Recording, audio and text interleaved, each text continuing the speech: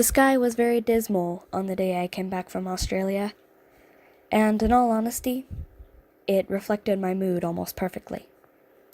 I was attempting to read my favorite book, King Arthur and his Knights of the Round Table, but even something as simple as reading about knights and a magical sword could not save my emotions. I set my book on my lap as I looked up to the ceiling of the plane and rubbed the bridge of my nose. My headache was unbelievably strong, and I honestly felt exhausted, both mentally, physically, and emotionally.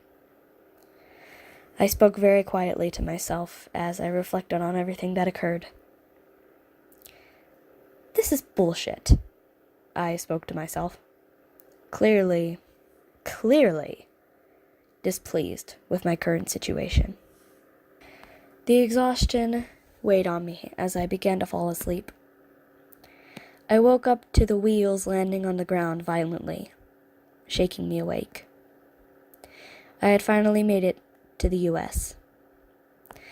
My home country, New York specifically. It was fall by the time I got there, as it was.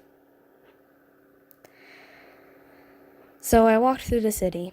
As always, it was very vibrant with color and activity, and honestly, it was refreshing. But it was also a reminder of just how lost I was at this point. I walked through the city sidewalks with the crowd, with my head down and my feet forward. Walking with the crowd reminded me of just how small I was, and just how inferior I felt. Val? I turned quickly to the voice that said my name. I did recognize it, but it didn't match anyone I knew. And then it hit me when I finally saw the person who called my name. It is you! You've returned! I looked to see my friend, Amaranth Thornton. Her short brown hair was honestly a pleasing sight, as it looked very similarly to chocolate.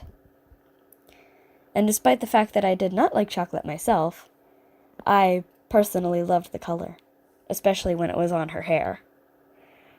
I was very shocked to see her. My mouth immediately turned into a smile, one so wide that it felt like I have not smiled that long in ages. Amy? I cried as I ran up to her and hugged her. Long time no see. We both walked down the street, nostalgia hitting both of us straight in the face like a car. We both reminisced over our past and the fact that we were childhood friends and the fact that we've known each other for so long that it's honestly really easy for each of us to feel happy within each other's presence. Eventually, we stopped at a coffee shop. She got a pumpkin spice latte, despite it being extremely expensive. Somewhat. And I just got tea. I can't stand caffeine. We both started walking down to the park.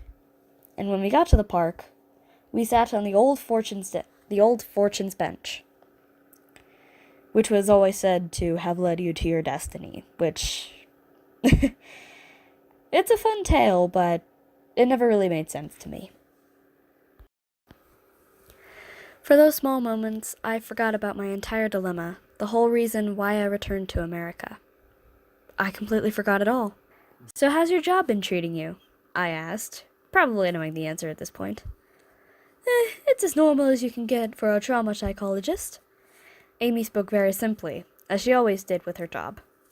The usual traumatized, abused partner, child, and the occasional sociopath, and rarely a parent psychopath. She always loved her job, and loved bragging about the things that she did. Being a trauma psychologist and being the most easy person to talk to, she was one of the best psychologists in her field. And it was pretty easy to think of her as being super rich and being able to own pretty much everything she ever wanted because of how good her job is and how well she's paid. How about you? You never told me that you were returning back to America. I remembered my entire reason for the return home. At that moment, I sighed and leaned forward with my head in my hands and my elbows on my knees. Depends on what you want to hear, I suppose. Amy came close to me, apparent worry on her face. What happened in Australia, Val? Of course she would figure out something was wrong. She knows me and knows my body language far too well. I sighed before I continued. I got fired from my software designing job in Australia. What? She seemed beyond shocked that this was happening. You're one of the best software designers I know. Not only that, but you're very nice. Why were you fired?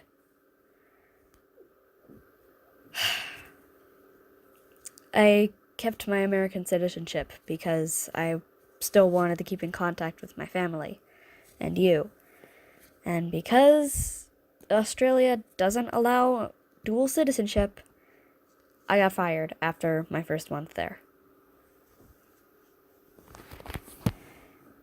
Amy looked very shocked and then leaned back again with her back on the back of the seat. So that's why you came back without warning. I glanced at her, and she looked very, very in thought, with her hand on her chin and her eyes squinted to the point of it nearly making her blind. Then she looked up at me with the biggest smile. What's your plan now that you're back? I paused because I honestly never really thought that far. I guess a part of me was hoping I could find a roommate, but I doubt anyone wants to have a computer geek as a roommate.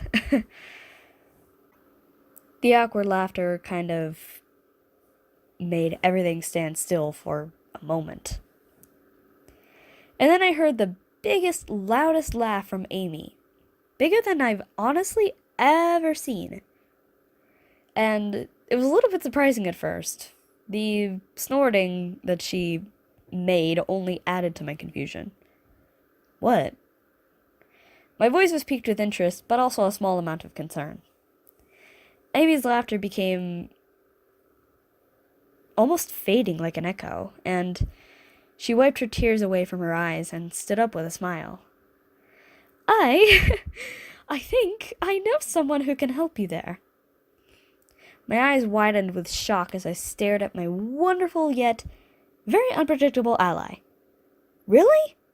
I shouted my question at this point, because I really wanted to know who this person who would help me was. Amy and I walked away from the park.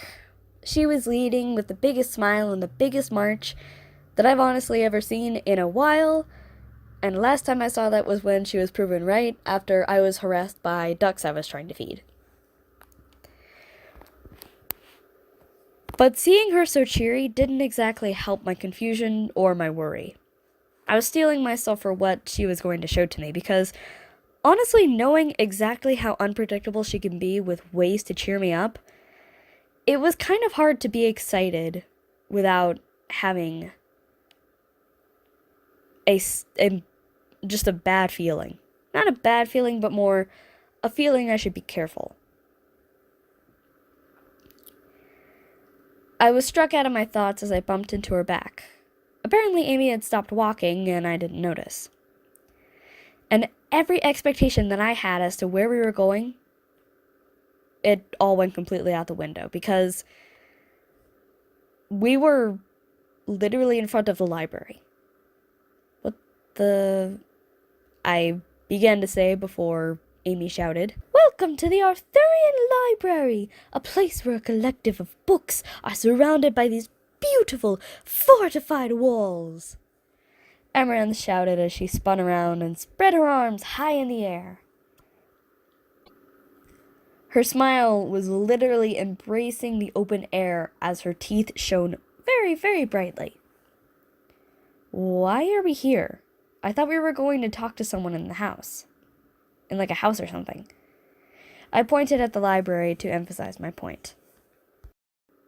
Amy looked back at the library, a little bit confused as to why I was confused in return. "Oh, I forgot to mention. The friend I was talking about is here at the library at the moment, looking up something in the historian section, I think." "Ah. Yeah, that would make sense. Although I was wondering, it's in the middle of, like, working hours. Who the heck would be here at the library unless if they worked there?" I was confused, to say the least, but I saw someone running very, very quickly into one of the alleyways near the library. I decided to follow them and chase after them because they looked terrified. That was a very big mistake. I ended up chasing her, as I found out, into the alleyway close by, and after a few minutes I did finally reach her side, but instead of finding her exhausted or terrified or even yelling for my help, I found her lying on the ground, face first, dead. I froze. My mind was going a million miles a minute. I could not function. I heard sirens in the background, coming from behind me, and voices yelling and screaming for me to come out with my hands above my head. I panicked and ran into the library, the closest building to me. I panicked and went in between the books and hoped that no one saw me, praying to the heavens that I wouldn't be framed for what occurred, because I did not do it. And I was so scared that they thought I did do it.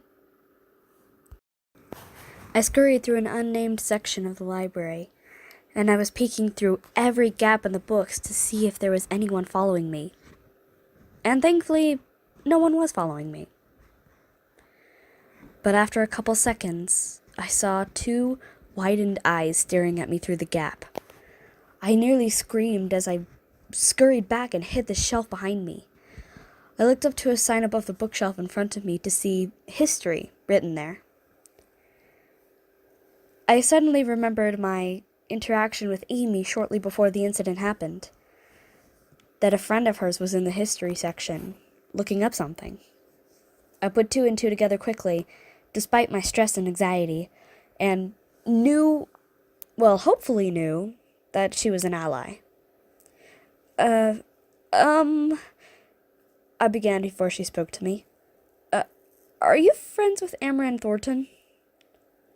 She was silently staring at me through the books, almost as though analyzing me, searching me for reasons to lie, I suppose. She disappeared to the right. I had tried so desperately to find her, but my line of sight was so skewed due to the books in front of me. I didn't see her coming up behind me, and I screamed a very, very sad excuse for a man cry. She grabbed my shoulder and told me the most curious thing. I literally don't know how to respond to it, honestly.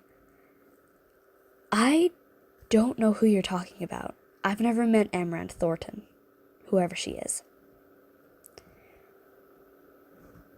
Silence reigned for a very good amount of time.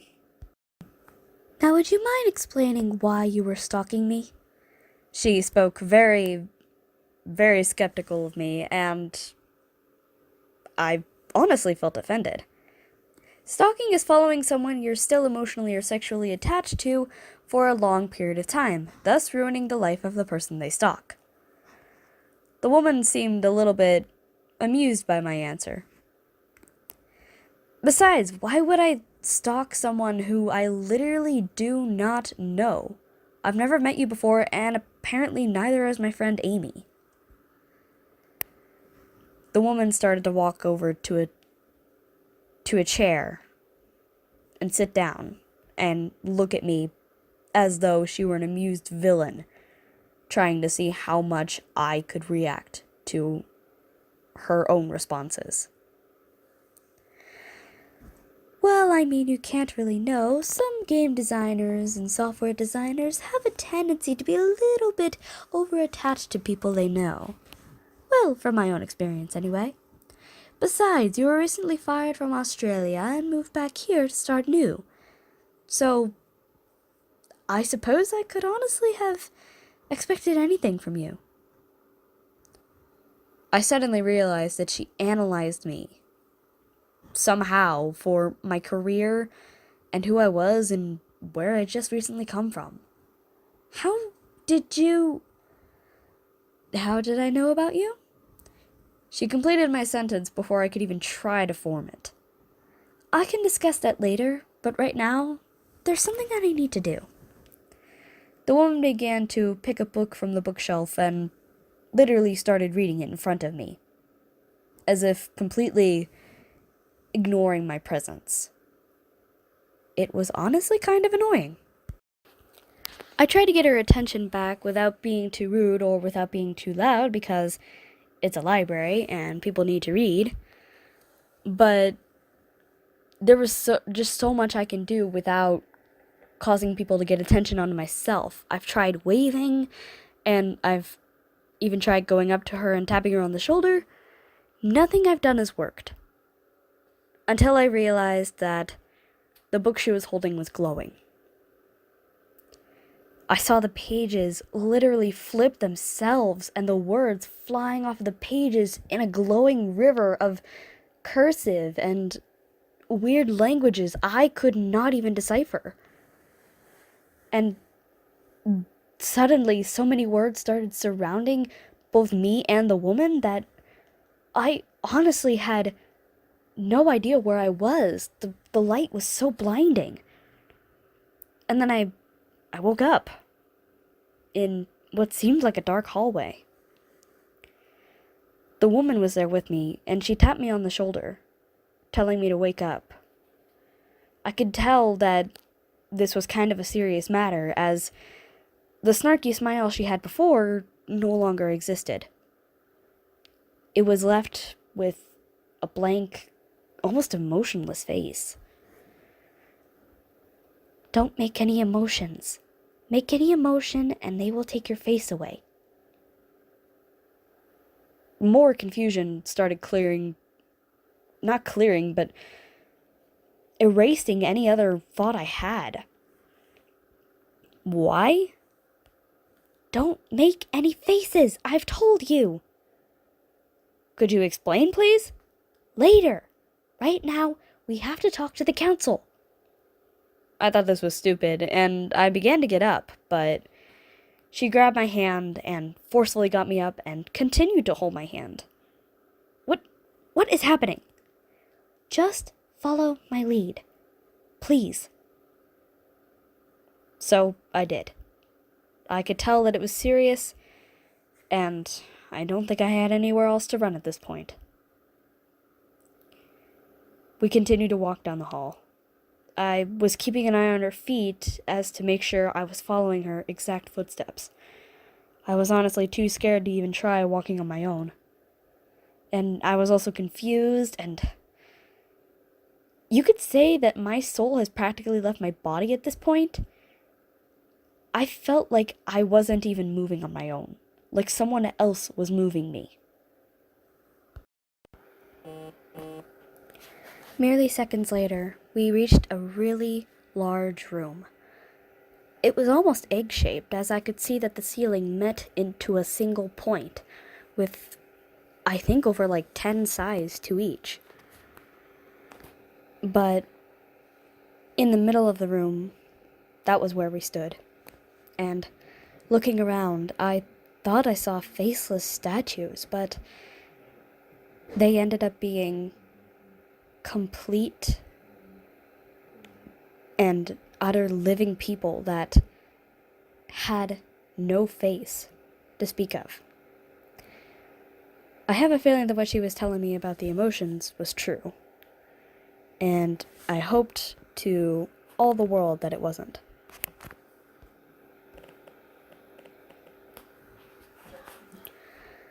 So, we stood there, waiting for something. I didn't know what we were waiting for at the time, but apparently the woman in front of me did. So, we waited. Lights quickly turned on as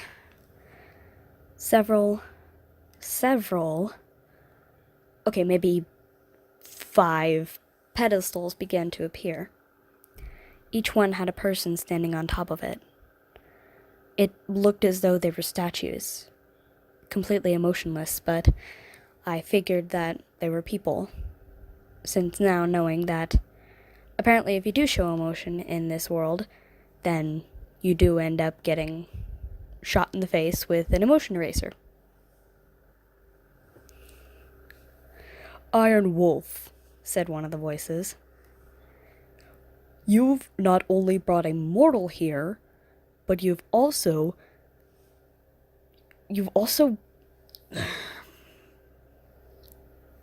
Apparently this person was pissed off at whoever the Iron Wolf was.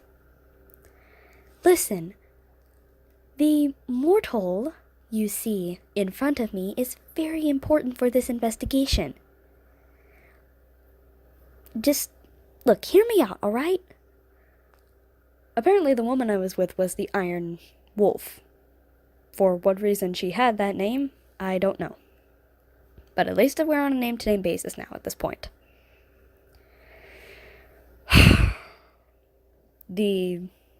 What I assumed was the leader's side.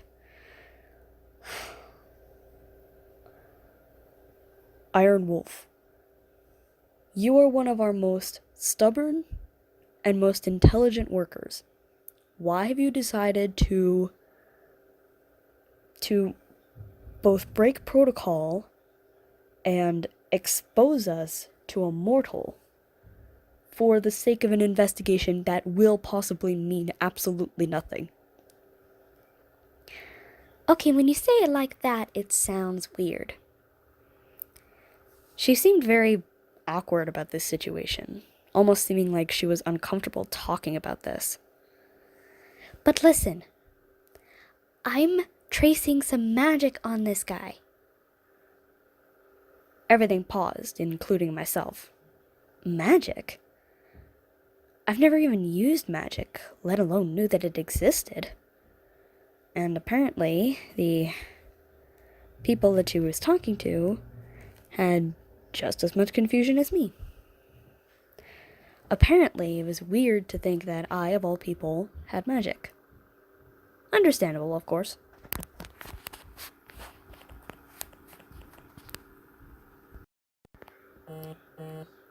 "Do you have any evidence that can support this claim?"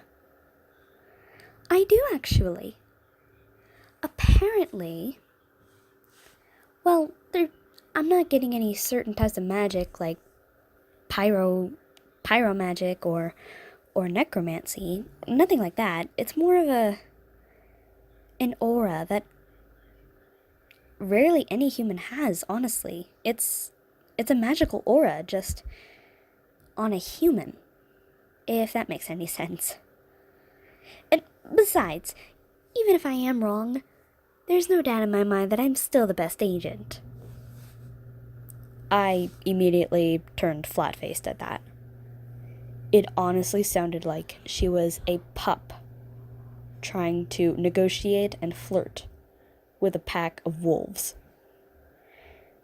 What the hell was going through her mind when she made that comment? I did hear a snicker, though. A weird little snort, kind of almost like it was trying to hide from something, from even the person who made it. The snort continued, very slightly.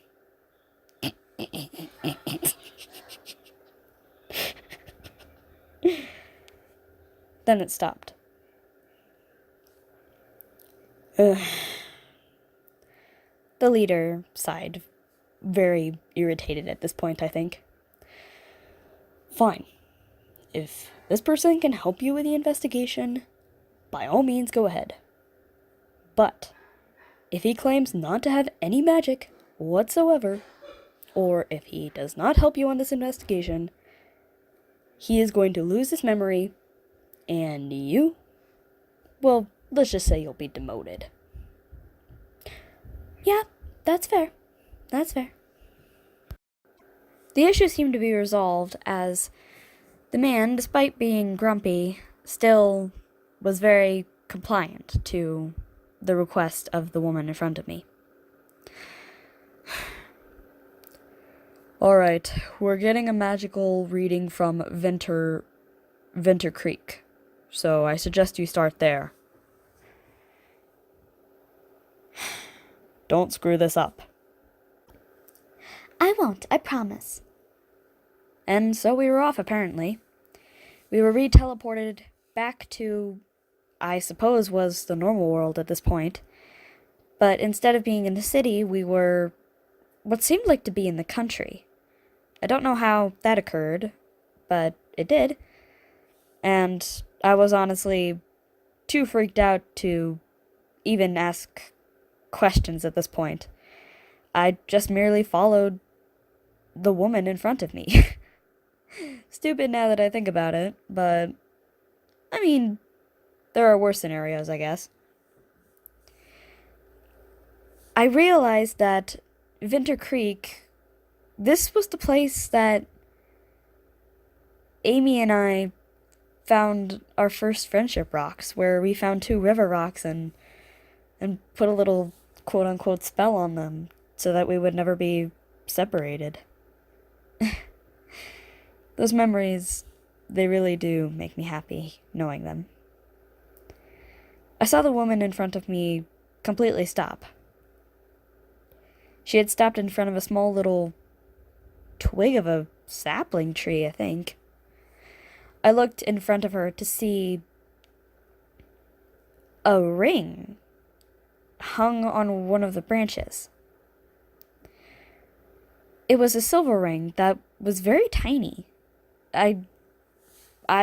Confusion is what was occurring at this point. It would appear that the council did have a good amount of concern, and it was well justified.